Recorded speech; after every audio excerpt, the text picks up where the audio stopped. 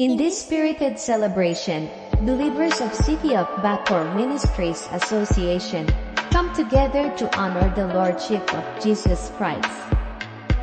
The march culminates in a grand worship gathering where Christians publicly proclaim the glory, majesty, and supremacy of our Savior in the City of Bacoor.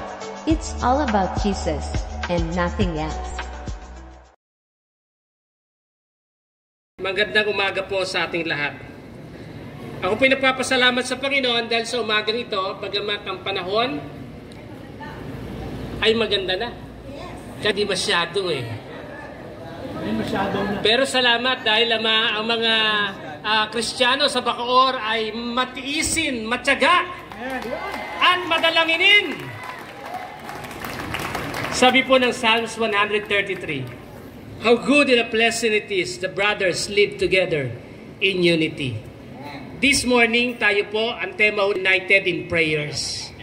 Napakainam po na mga churches, iba-iba man ang pangalan, iba-iba man ang denominasyon, iba-iba man minsan ang ating mga practice sa ating simbahan, pero napaagan ng pagmasdan na ang mga anak ng Diyos, ang mga Kristiyano, mga believers sa Bacoor ay nagkakaisa sa panalangin. Amen? At magdeklara ng pagpapala para sa siyudad ng Bacoor. Pinagpala ang siyudad ng Bacoor. Pinagpala ang siyudad ng Bacoor. Praise God. Dahil yan sa panalangin, sama-samang panalangin, sabay-sabay na panalangin ng bawat isa sa tuwing tayo iaharap sa Panginoon sama-sama during our prayer meeting sa ating mga simbahan. Ito, maraming salamat po sa inyong pag-attend.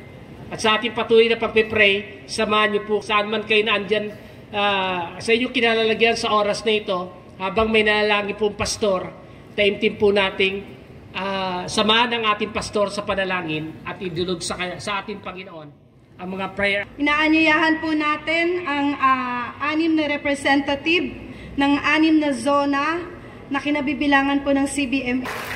Sa oras po ito, let me read before I pray. Let me read the Word of God in Philippians chapter 4, verse 4 up to 7. Sabi ganon, rejoice in the Lord always. Again, I will say rejoice. Let your reasonableness be known to everyone. The Lord is at hand. Do not be anxious about anything, but in everything by prayer and supplication, with thanksgiving, let your requests be made known to God. And the peace of God will surpass all understanding, will guard your heart and your mind in Christ Jesus. Pwede ba natin itaas ang ating kamay sa Panginoon habang tayo nananalangin? O dakilang Diyos, purihin ka magpakilanman. Hayaan niyo ang kadakilaan mo, Panginoon, ay bumuhos sa lugar na ito. Idinudulog po namin sa iyo at sa iyong mga kamay, sa iyong presensya, sa iyong paningin. Yamang ikaw ay dinideklara namin Diyos na buhay, ay nakatunghay sa lugar na ito ng City of Bacoor and all the LGUs and 47 barangay. Oh God, the mission of the body of Christ to win Bacoor for Jesus and declare Jesus in every barangay. We declare Jesus is Lord in every LGU, and your power of God saturate this place of Bacoor. Hayaan niyo po, Panginoon, na ang Bacoor ay nagpupuri sa kadakilaan mo. Umaawit, sumasayaw, sumasamba, nagpupuri, isinisigaw ang iyong pangalan. O Diyos na buhay, ang inyong paggalaw ay hindi limitado sa mga taong nananalig. Noong paman hanggang ngayon, dinideklara po namin na ang lugar na ito ay lugar ng Panginoon. Amen. Lugar kung saan mayroong kapayapaan, lugar na may kaligtasan, lugar na puno-puno ng iyong pagpapala, lugar na kung saan ang puso ng City Government of Bacoor ay patuloy na nanalig sa iyo at kinikilala ang iyong pagkadiyos sa Panginoon. Pagpalain niyo po ang lugar namin, pagpalain niyo po ang bawat isa, at ang dalangin po namin, O Diyos, sinabi ng iyong salita, let our request be made known to you. Our request is be with us, O God, and declaring your name in this place. Pagpalain niyo po, Panginoon, ang City Government of Bacoor sa pangunguna ni Mayor Strike Revilla. Gayon din, Panginoon, ang mga local government unit na tunay ngang samahan niyo po sila sapagkat inilagay niyo po sila sa posisyon upang pangalagaan ang buong mamamayan ng Bacoor. Kaya naman ang dalangin namin, bigyan niyo sila ng lakas, ng talino, at higit sa lahat, ang banal na takot ay patuloy na naroroon.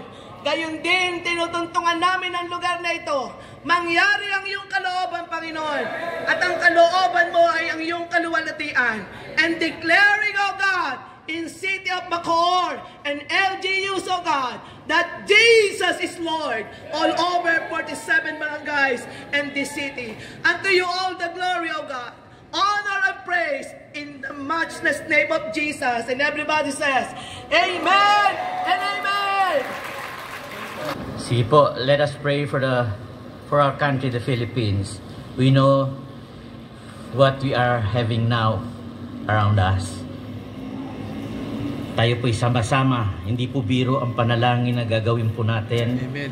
Sapagkat alam natin, may makulit sa paligid, ang China.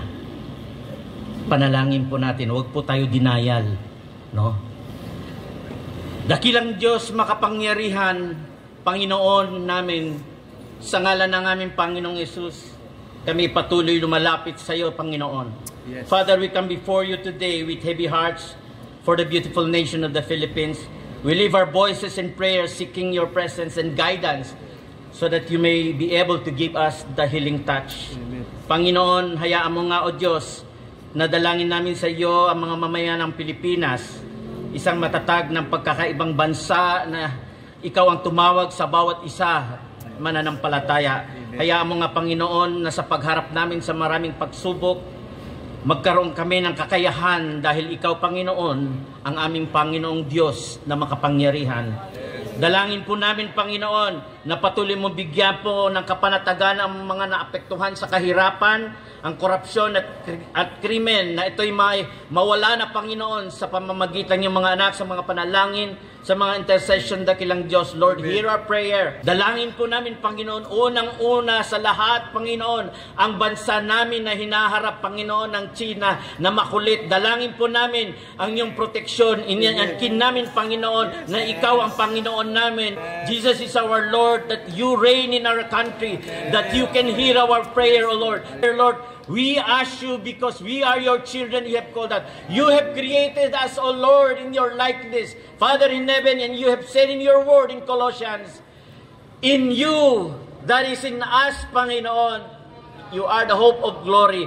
Panginoon, inaangkin namin na bawat katawan, bawat mananampalataya, bawat bisya, bawat pastor na nandarito, ikaw, Panginoon, nananahan, ang Espiritu mo nananahan sa amin. Kaya nga, Panginoon, sumasamo kami, Panginoon, sa pamamagitan ng iyong pangako, ng iyong salita na hindi mo kami pababayaan. Panginoong Diyos, dalangin rin po namin, Panginoong, buong sambayanan, Panginoon, ay magkaroon ng tapang, ng tapang na manalangin, magising ang kanilang espiritu at kaluluwa at katawan, Panginoon, upang tumayo para sa bansang ito, Panginoon. Sa prayer, sa kalooban na social media, kaya naming humarap. Sa pisikal na military ay kaya namin, Panginoon, tumayo. Dakilang Diyos, inaangkin namin, Panginoon, ang iyong makapangyarihan sa bansa namin. Itinataas namin sa iyo, Panginoon, ang aming presidente. Dalangin po namin na patuloy mo bigyan siyang wisdom. Patuloy mo siyang ipalibot, Panginoon, ng mga advisor na puro, Panginoon, na nakakalapit sa iyo, na marunong mag-isip, marunong lumuhod, Panginoon, upang lalong ang iyong pag-ibig, ang iyong kapangyarihan ay dumaloy. Panginoon, hayaan mo nga, O Diyos, na ang mga panalangin na ito magsilbing bakod sa buong Pilipinas. Ang mga panalangin na ito, Panginoon, ay magsilbing tugon, Panginoon, sa lahat ng pangako mo para sa bansa namin. Alam namin, Panginoon, na ito po, the only Christian country sa Asia, Panginoon. Therefore, Lord, we ask that your light be upon us. We ask, O Lord, that every knee, Lord God, that will bow upon you, will look upon the Philippines because you are the God of the Philippines, Panginoon. Jesus is Lord of the Philippines. Jesus reigns in the Philippines. Luzon, Visayas, and Mindanao, you reign and your throne is the Philippines, O God. We thank you, Lord, and may our prayer be the hedge of protection from the West Philippine Sea around the island, O Lord God. And Lord, in Jesus' name, we pray that i-repel mo, alisin mo, Panginoon, ang mga banta ng China, ang mga barko ng China, ang mga kasunungalingan ng China. Alisin mo, Panginoon, sa halip, Panginoon, maghari ang katotohanan na ang bansa mo na hinilang ang Pilipinas ay siyang tatayo, Panginoon. Lord, we pray for the allies. We pray for the nations, Lord, that to stand on truth. We pray for them, Lord, na sila, Panginoon, ay magiging kasama mo, kasama namin. We ask this in the name of the Father, and of the Son, and of the Holy Spirit. Everybody say, Amen. Third prayer na po kami, Panginoon. Kaya salamat po, Panginoon, sa umaga po ito ay tinataas ko sa iyo, Panginoon Diyos, ang iba't ibang mga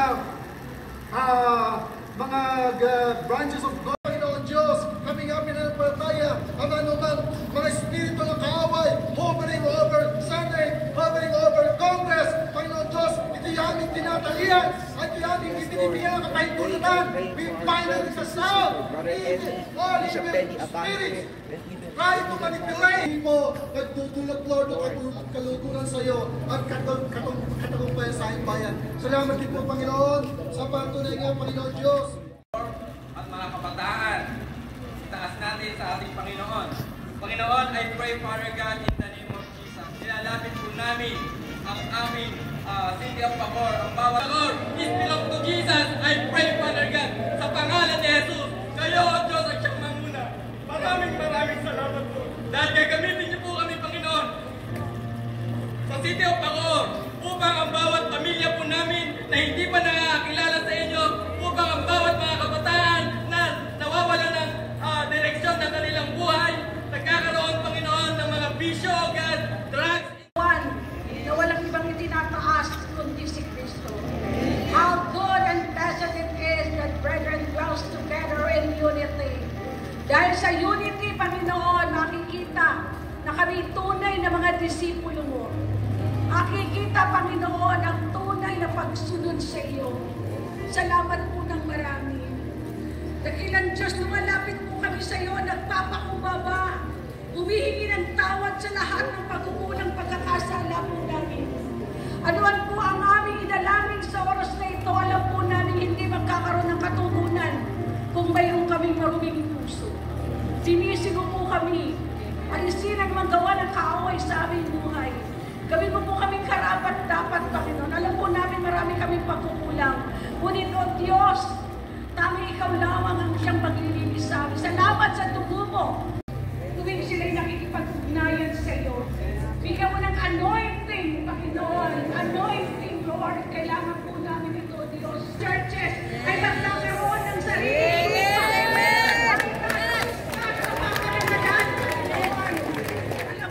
Nang sa ganon, mapanatili ang pagkakaisa, pagmamahalan, Panginoon, sa buong Bacoor, Cavite, Panginoon.